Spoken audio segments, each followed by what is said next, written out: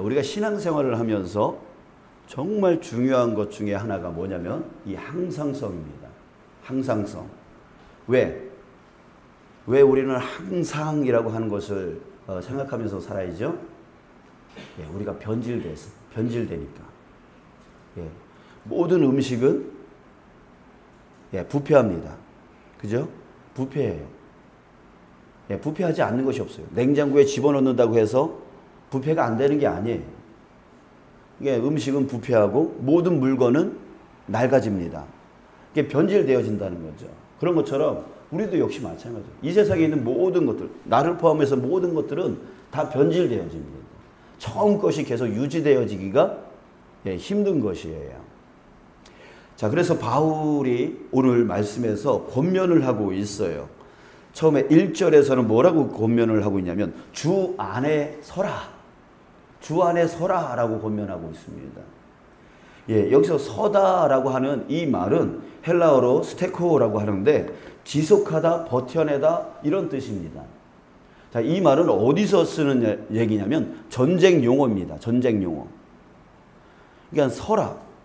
그러니까 자기가 살기 위해서 계속 지속해야 되고 버텨야 되는. 그러니까 전쟁에서 자기가 살아남기 위해서 지속해야 되고 살아남기 위해서 버텨내야 될 정도로 그런 마음의 자세로 이런 태도를 가지라라고 하는 그런 말이에요. 자, 왜 그렇습니까?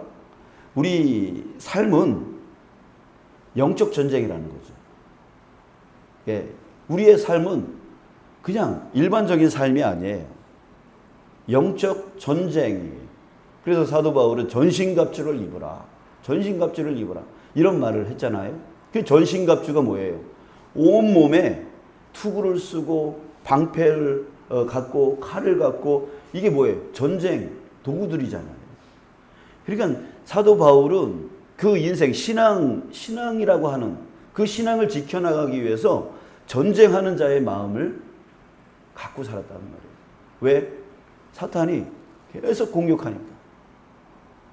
계속 공격하니까. 약점들을 계속 공격하니까. 또 유혹하니까. 내가 어디에 유혹에 잘 빠지는지를 사탄은 누구보다 더 잘 알고 있는 거예요. 어떤 말 한마디에 쓰러진다? 그러면 그 말을 듣게끔 만드는 거예요. 상하게 만드는 거예요. 또 어떤 일에 대하여 어려움을 갖고 있다? 그럼 그걸 갖고 공격하고 유혹해서 넘어지게 만들려고 하는 거예요. 그게 바로 사탄마귀예요. 그래서 예수님이 40일 동안 굶주리니까 제일 먼저 뭘 갖다가 유혹하죠? 이 돌을 떡으로 만들어라. 먹는 거 갖고 유혹하잖아요. 그러니까 뭐가 이 사람에게 약한지 부족한지 그걸 갖고 공격하고 유혹해서 넘어지게 만들려는 게 사탄마귀예요. 그렇기 때문에 우리는 전쟁하는 사람의 그 태도를 갖고 지속하고 버텨내는 주 안에서 지속하고 주 안에서 버텨내야 된다. 어떤 어려움이 있더라도 어떤 유혹이 오더라도 그렇게 해야 된다라고 권고하고 있는 것입니다. 자, 두 번째 권고하는 것은 뭐냐면 2절 끝에 보면 같은 마음을 품으라 라고 했습니다. 같은 마음을 품으라. 자, 한 가지 예를 드러내고 있는데요. 바로 유오디아와 순두개의 분쟁 이야기를 하고 있습니다. 이들에게 같은 마음을 품으라 라고 이렇게 권고하고 있어요. 품으라. 자, 이것은 전에도 말씀드렸습니다. 헬라어로 푸로네오라고 하는데요. 자, 훈련을 하다. 끊임없이 훈련을 하다. 왜? 우리는 머리로 인식을 해야, 머리로 생각을 해야 행동으로 나옵니다. 그러다가 이것이 계속 훈련되어지고 반복되어지고 계속 훈련되어지면 어떻게 돼요? 이제는 생각을 해야 그것을 행동하는 게 아니라 이제는 몸이 배어 있다는 얘기죠. 몸이 배어 있어서 그 삶을 자연스럽게 살아가는 거예요. 그게 바로 그 사람의 인격이고 그 사람의 삶이 되어지는 거예요. 여러분들이 지금 살고 있는 그런 습관들은 어느 날 갑자기 만들어진 게 아닙니다. 계속 어렸을 때부터 계속 반복되어지는 것으로 인해서 여러분들의 삶이 되어지는 거예요. 막 맨날 욕하는 사람들이 있어요. 어느 날 갑자기 욕하는 게 아니에요. 계속 반복하니까 그것이 몸에 배어 있는 거예요. 내가 안 하려고 해도 자꾸 욕이 나오는 거예요. 습관이죠. 예, 그것이 그 사람의 인생이 되어져 버리는 거예요. 반복하니까. 그러니까 그런 것들은 끊어내야 되는 거고, 좋지 않은 건 끊어내야 되는 거고, 좋은 습관들, 이 신앙의 삶에 좋은 것들을 계속 우리가 반복하고 또 반복하고 또 반복하고. 중간에 실패도 있겠죠. 실패하다가 안 돼. 내가 이거 안 돼. 하면서 또 그걸 또 행동하고 또 행동하고. 그래서 계속 훈련하면서 이 신앙의 온전한 모습, 신앙의 온전한 모습, 주님의 영광을 드러내는 그 모습을 계속해서 반복하는 것. 이게 품으라라고 하는 그런 의미라고 하는 거죠. 또 거기다가 이런 의미도 있습니다. 곱비를 매다. 절제에 대한 얘기를 하고 있는 겁니다. 곱비를 매다. 어디에? 묶어두는 거죠. 묶어두는 거죠. 거기서 벗어나지 않도록 묶어두는 거예요. 이게 비슷한 거예요. 훈련시키다. 그래서 반복시켜서 내가 생각하는 게 아니라 이제는 몸으로 배어서 나오듯이 묶어버리는 거예요.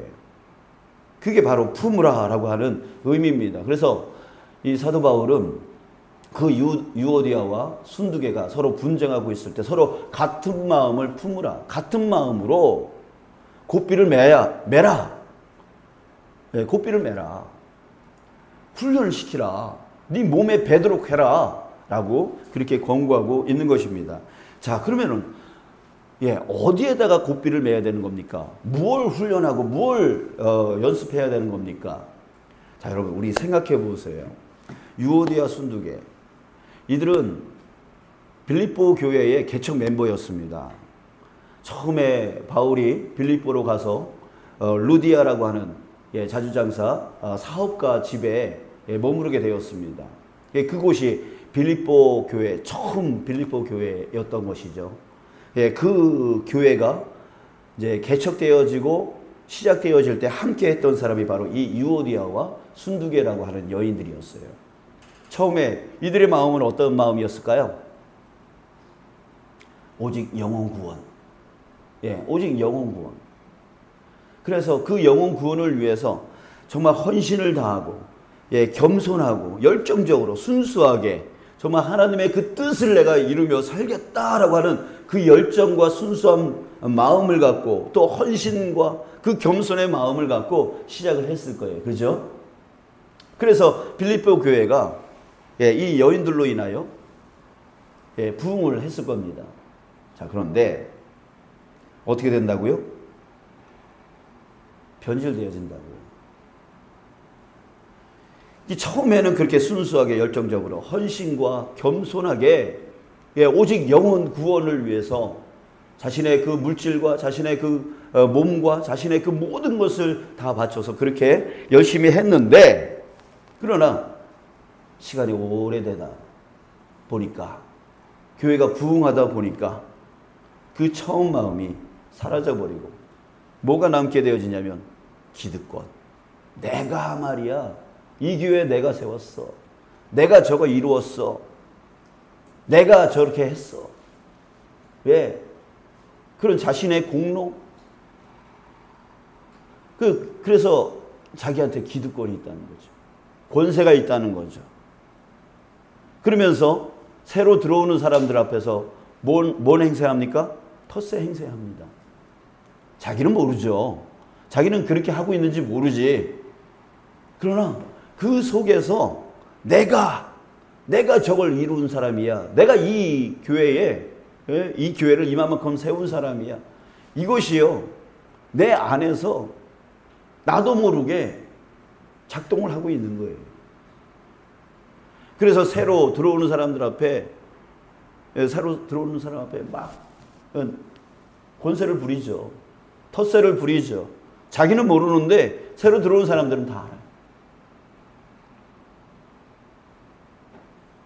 이 사람이 앉고 있던 그 자리에 어느 새 가족이 와가지고 그 자리가 그 자리인지 모르고 그냥 앉았어요. 뭐라 그래요? 일어나라고. 여기 내 자리라고. 이게 뭐예요, 이게? 내가 그런 사람 있으면 그냥 돈 받으려고. 자리세 받으려고 내가. 아니 왜 그 자리가 자기 자리야? 나도 모르게 그게 그게 생긴다고요. 그러니 새 가족이 와도 교회 정착하는 게 아니라 내가 이런 교회 다니나 봐라.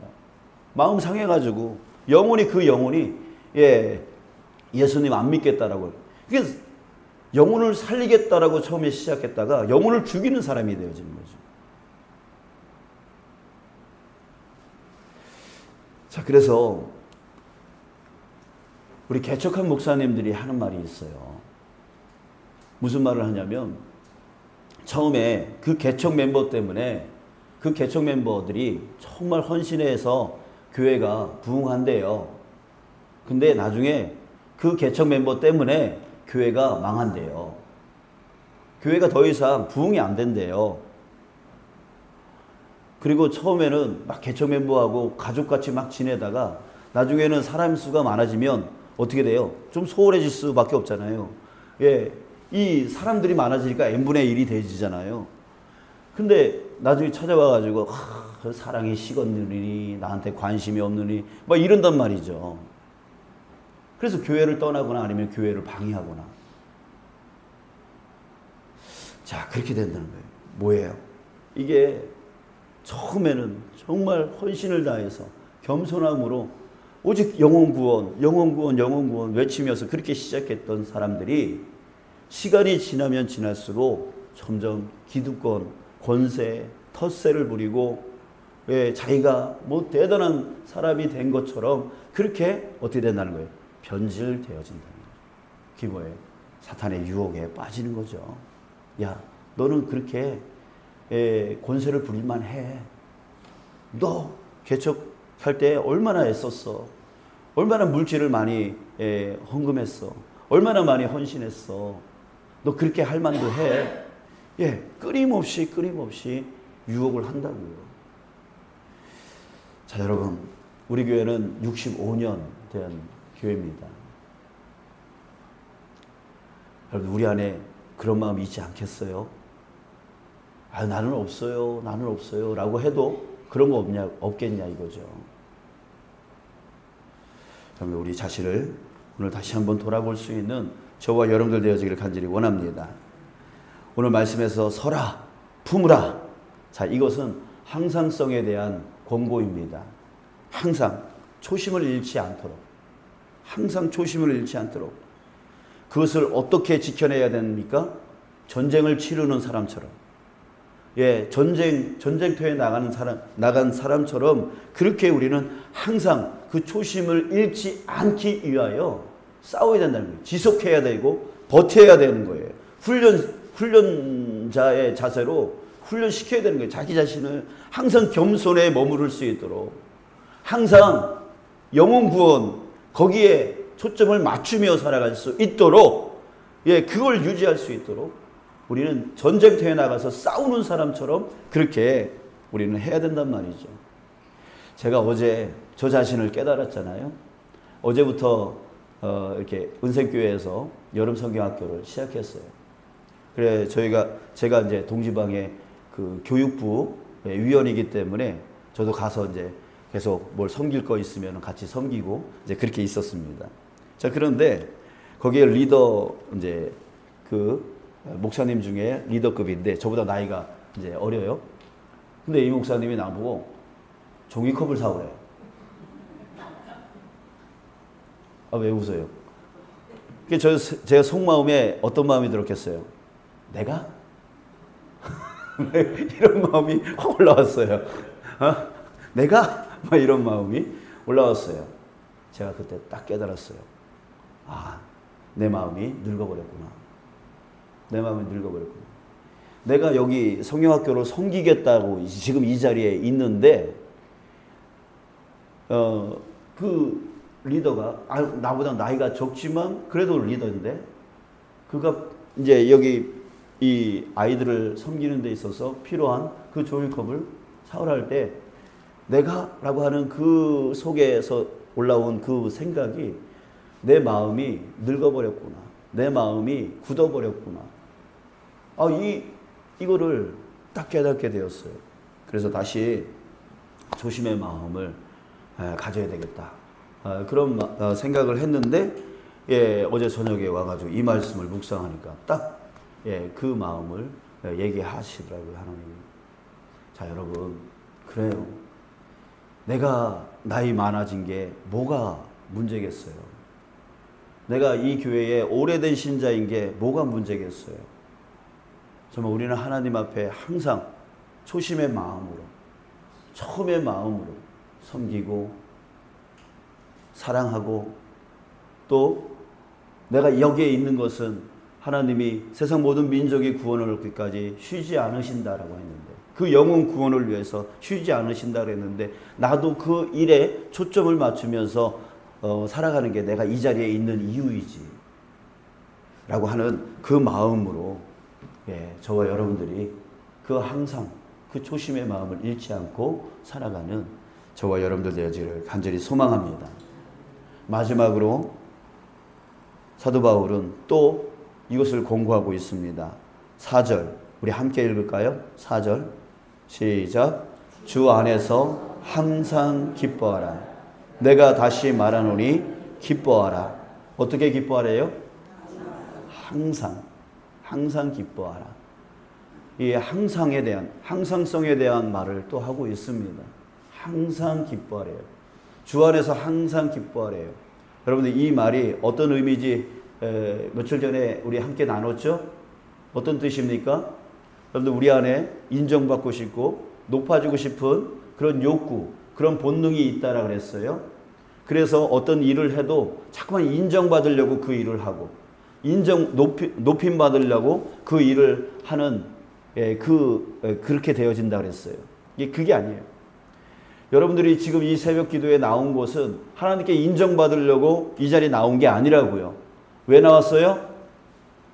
이제 이미 인정받았어요.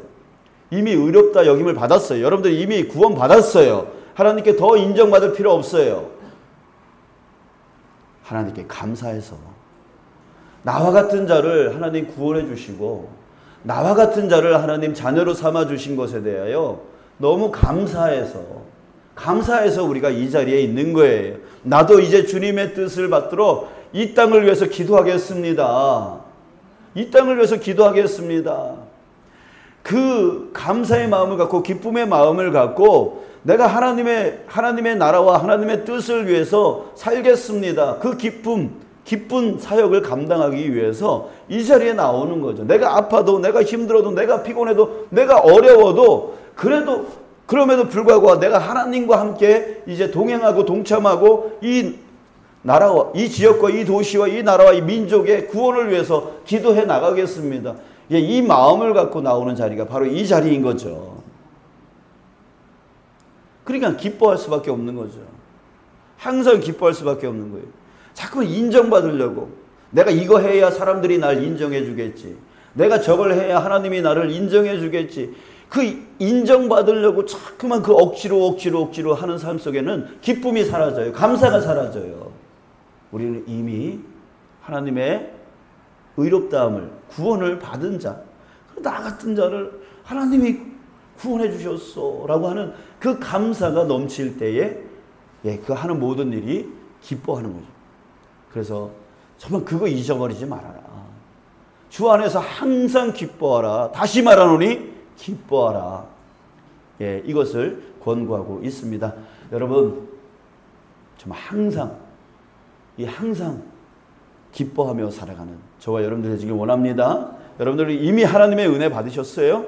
이미 하나님의 인정을 받으셨어요? 이미 하나님의 구원을 받았고 이미 하나님의 자녀가 되었어요. 그것에 대한 감사의 반응으로 나머지 인생을 살아가는 저와 여러분들 우리 모두가 되어지기를 주님의 이름으로 축복합니다.